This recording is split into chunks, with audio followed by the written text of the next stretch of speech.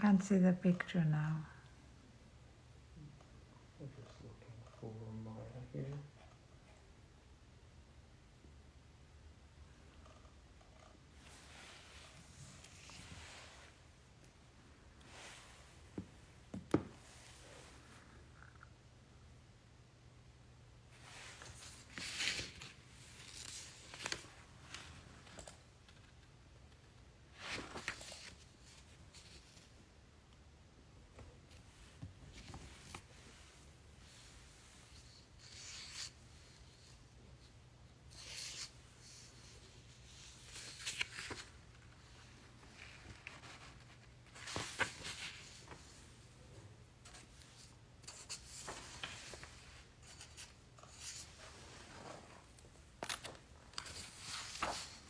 What happened, Eric? Still waiting for the request. So we're not live yet? We're live now.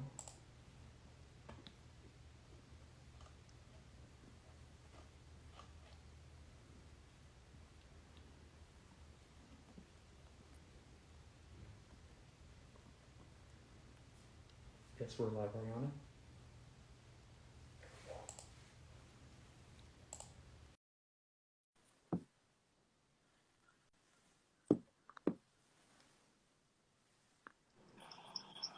Hello, Maya. Hello, Ariana. I How are was you wearing doing? my I voted mask.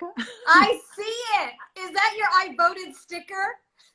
My I voted sticker on my mask.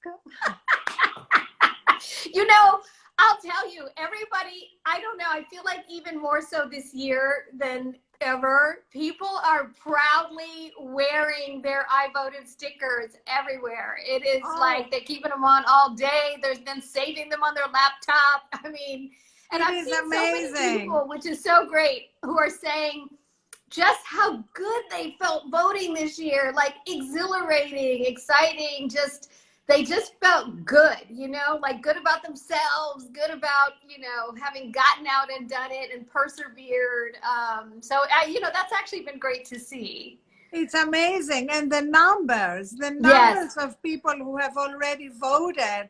I mean, there are so many stats about it, but the one I love so much is that more people have already voted in Florida than they had voted for Trump in 2016. I didn't see that one. That's amazing. The one that I loved seeing was the young people numbers. Yes, Oh my finally, the God. young people are showing up. They are hugely showing up. I mean, the numbers that I saw were comparing 2016, I think it was Florida, Michigan, and Pennsylvania. I think it was those three states. I mean, exponential increase in turnout. It's really very exciting to see, And you we know, know which, this is a turnout election, and I'm sure you would urge everybody not to take anything for granted and keep yes, getting everybody out, turning out every single vote, because every single vote will matter. And I think part of the enthusiasm has to do with your sister. I think people are so excited to have a Black woman at the top of the ticket and to have her be a real partner in a Biden-Harris administration. And for me personally, because I'm so close to my sister and I have two daughters who are so close to each other, your bond with Kamala is so amazing. And as you know, I worked closely with your husband, Tony, at Uber. He's the general counsel there, of course. And he would tell me stories. That was long before the campaign, of your incredible bond. And that means a lot to me. It says so much about both of you. Oh, Ariana, thank you so much. And, you know, I will tell you that there is so much sister power out there, both the kind of related sisters, but also the sisterhood. And it's so great. I'm so happy to hear that you're excited. And also, just like you said, telling everybody don't take anything for granted, you know, be out there, make sure that people are voting. One of the things that we're really focusing on now and telling people is, encouraging them to vote early, which we've been doing, but in particular, people who are going to do a mail-in ballot, like they want to fill out a mail-in ballot, that since we're only 7 days out from the election day, and, you know, votes will only be counted through what was received by and large, that people should take their mail-in ballot to an official drop box, Yes. or to the official county government office where you can drop it off, and they can go to iwillvote.com to find out in their area where the official drop box is, where the official office is, because every vote's going to matter. Every vote's going to count. And we want to make sure that even if people are going to do the mail-in ballot, which is so great because you can fill it out at home and Yes. you do it at your own time. But just at this point, to make sure and take that ballot in, you know, into the drop box or to the office, so that Absolutely. we, you know. And we are going to post all these instructions, and also Oh, good. any instructions you have about action, because we have the data now that shows that 2/3 of Americans are really stressed about the election. And, you know, at Thrive, we care a lot about reducing stress, burnout, anxiety. And we have found that the biggest antidote to stress is action. Oh, wow. So tell us, what can people do instead of like stewing, stressing, worrying, or just simply being in a constant state of outrage? What action can we take? I love that, especially because one of the things that our mom used to say to us, to me and Kamala, is don't just complain about stuff. What are you going to do about it? Get out there and do something. So get out there and do something. That's good, because you're saying it also reduces stress and anxiety. So one of the things that people can do, we're still trying to talk to voters and make sure that people have the information they need about the ticket, about Joe and Kamala's agenda, also about how to register, how to, you know, where to go to vote, all of those things.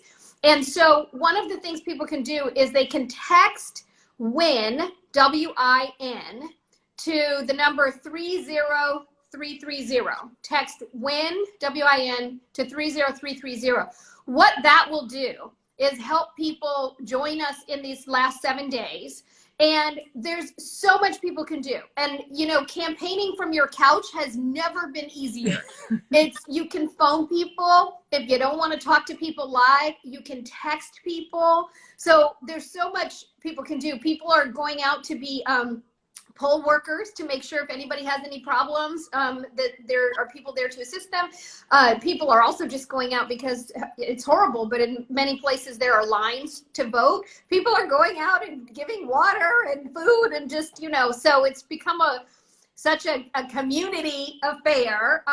But yes, there are so many things people can do. We have something for everybody every single day of the week, morning, noon, night.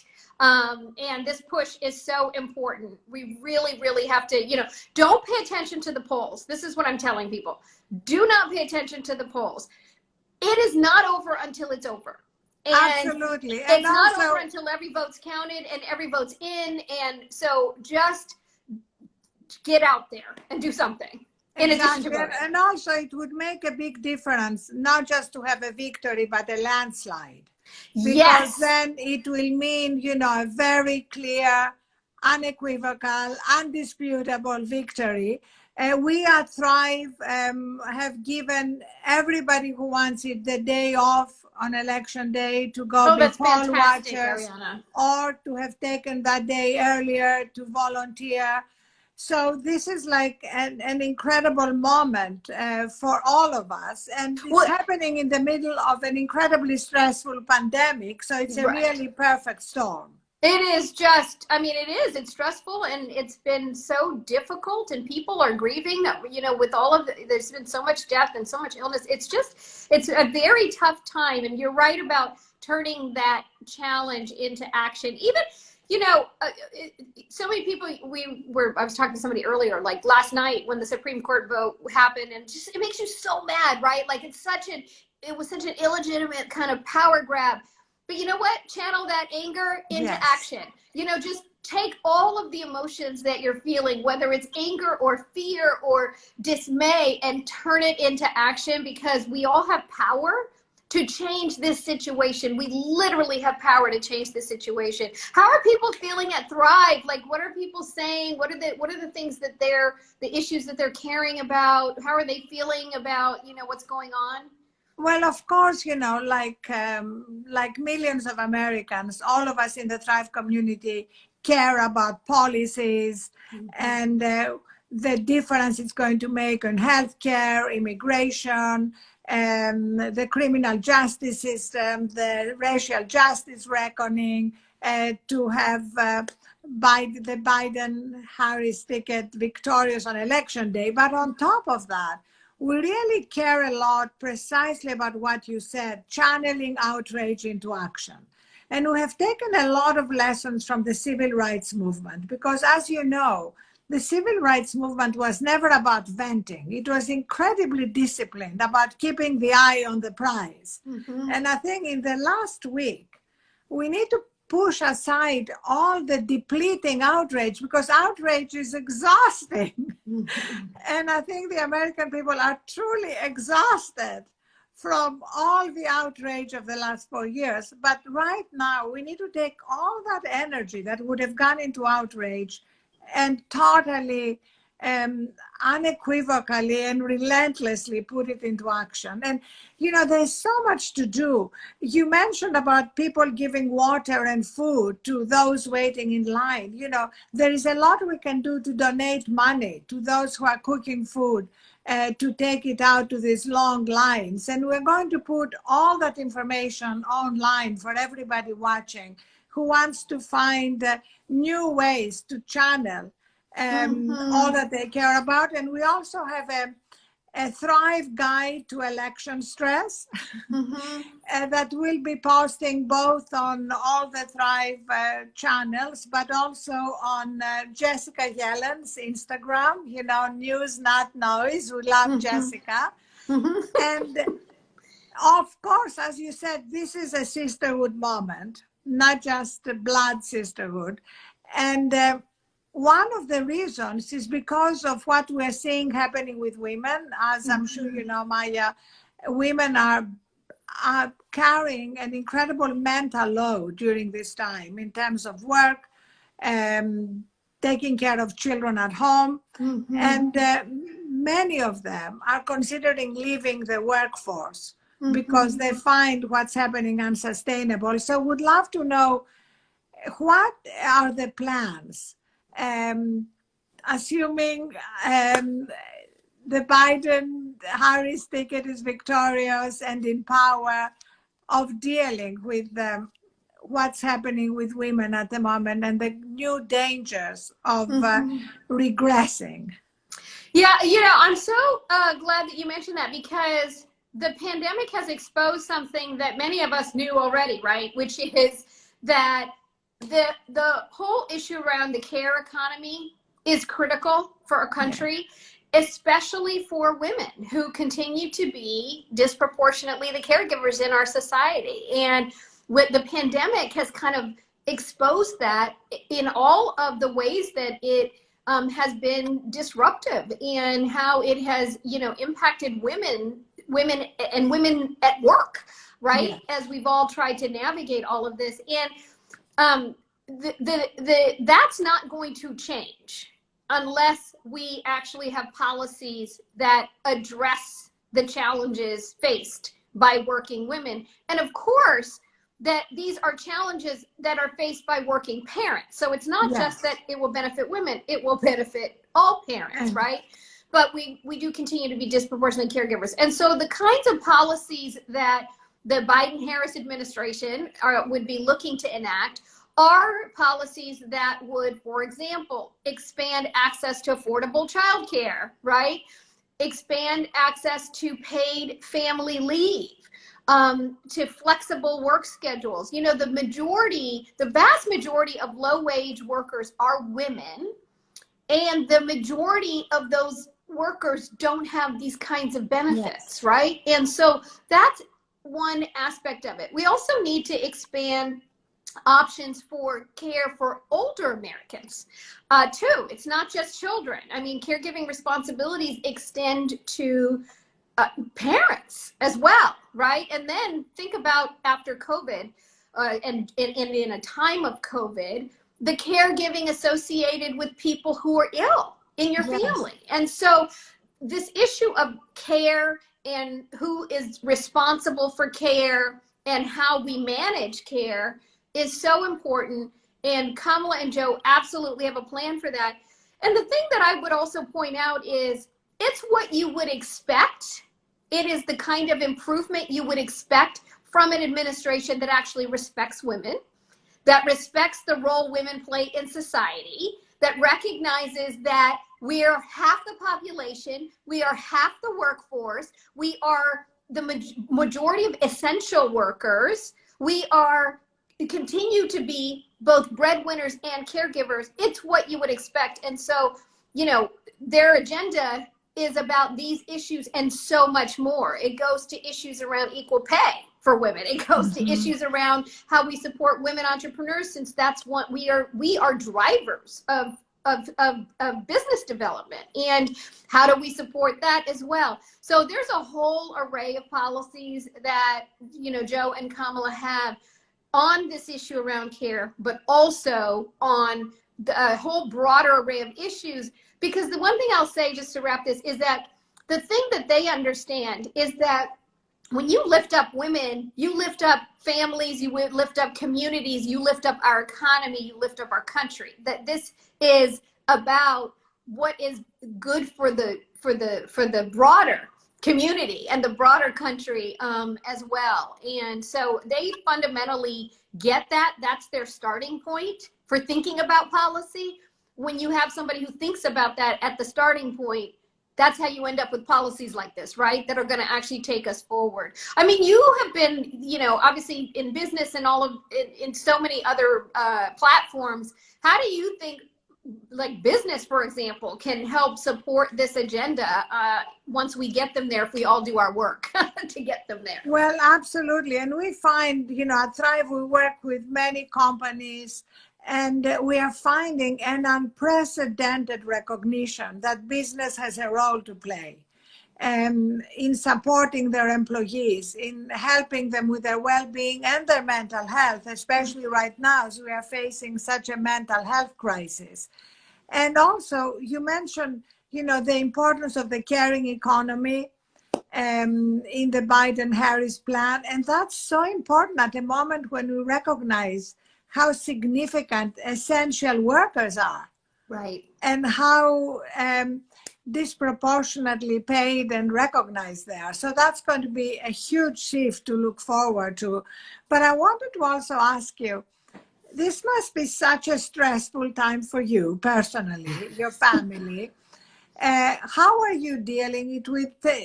Are you taking any little steps we can learn from? How is your sleep? Do you have any time to walk or move? What are you doing? I am, I wouldn't say that I'm thriving on that front. Meaning, I'm so much better at preaching to other people about how they need to take care of themselves and they need to pace themselves and they need to get rest. So I'm much better at preaching than practicing on this front. The thing that I guess I do try to do is I try to exercise. I do try to walk. But I am a terrible sleeper. So I'm going to be going to, the Thrive community to get some tips for how to actually get a good night's sleep, because I am just like not sleeping at all. I wake up in the middle of the night. So this is terrible. This part of it is terrible. So I need some good tips on that front. Okay. Well, let me give you one very easy micro step. Okay. Which is, I know it's going to be super hard, but in the next 7 days, please do me a favor and pick a time at the end of the day when you can say, this is the end of this day. I know it's super hard because you could be up 24/7. And take your phone, turn it off and charge it outside your room while you are sleeping.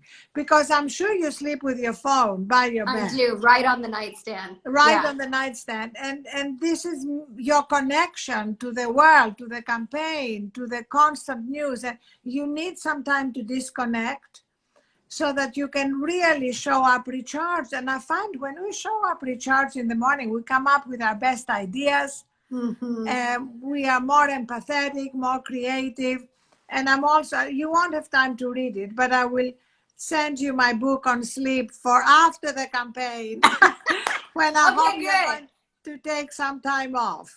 Yes, so send me that. That would be good, because I definitely, I wasn't a great sleeper before the campaign. It's just terrible now. But you know, you're right about the phone, because when I can't sleep, because the phone is right there, I end up in the middle of the night picking it up and reading news, or, you know, scrolling Twitter or whatever. And I'm sure that doesn't really help with me going back to sleep. No, but also we have some great sleep meditations. My favorite was done by Didi, you know, Puff.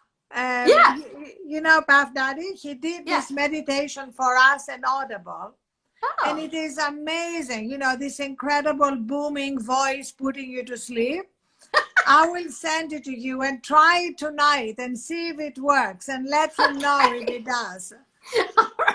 And tell Kamala too, to make sure she gets enough sleep, because here's the thing. I think when politicians get so exhausted, don't you find in the last week of the campaign, that's when also you can make mistakes. You can get completely depleted.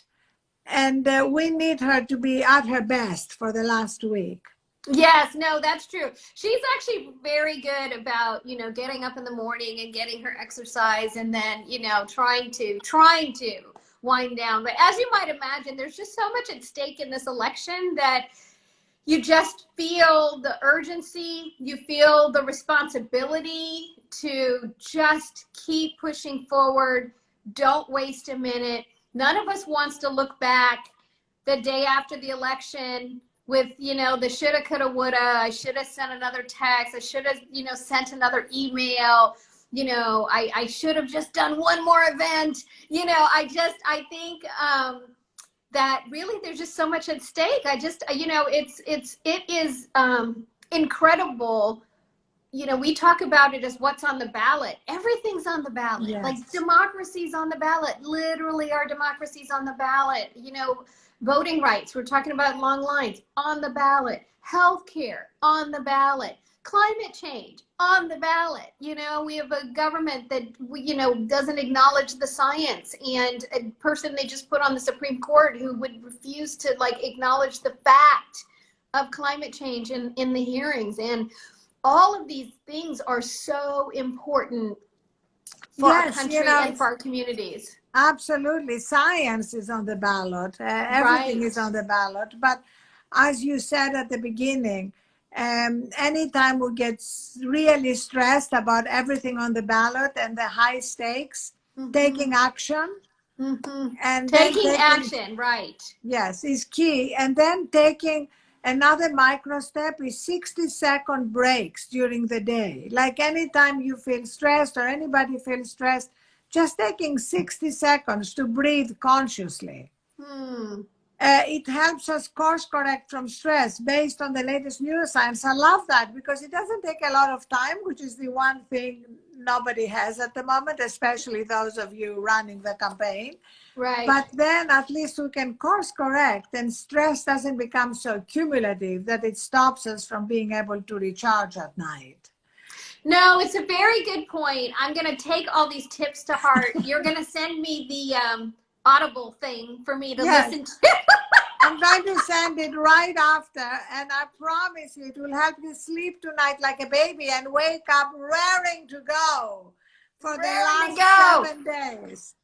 We have 7 days. We all have to do whatever we can do. None of us wants to look back with any regret. And so for people out there who haven't voted yet, please go vote early. Go to iwillvote.com if you need to figure out registration deadlines or where to vote or how to get a mail-in ballot, but don't mail it in. Take it in after you fill it out. And then remember, join us for 7 days. We can do anything for 7 days. So you can push with us for 7 days. Join us at WIN. Text WIN to 30330. WIN to 30330. And because the other thing is, I'm going to say one last thing. In addition to how you can help get Joe and Kamala elected, We have got to take the Senate back. Yes. The thing that happened last night with the power grab, completely illegitimate process 1 week before the election, after 60 million people have already voted, they put somebody on the Supreme Court. Those were senators, Republican senators. And so we have to take the Senate back. There are many, many competitive Senate races on the ballot as well. You can sign up to help with those races too. And we need people to focus up and down the ballot, and get out there, channel anxiety and stress into action. So that's what we're going to do.